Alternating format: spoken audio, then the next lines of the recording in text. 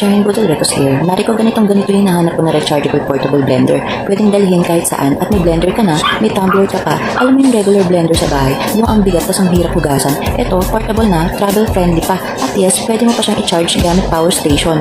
Perfect sa camping, beach, road trips, office, gym at picnic. Smoothies anywhere. Kahit nasa kotse ka, pwede kang gumawa ng smoothie ng family mo. At sobrang easy hugasan. Banlawan mo lang or blend with water.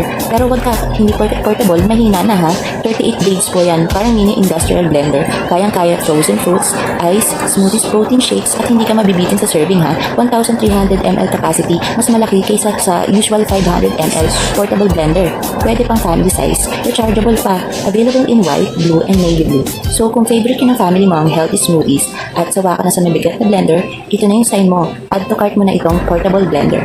Follow me Shine Budol Recos on TikTok and Shopee. Just search my user, Misha Shine, for more Budol Recos. Adios!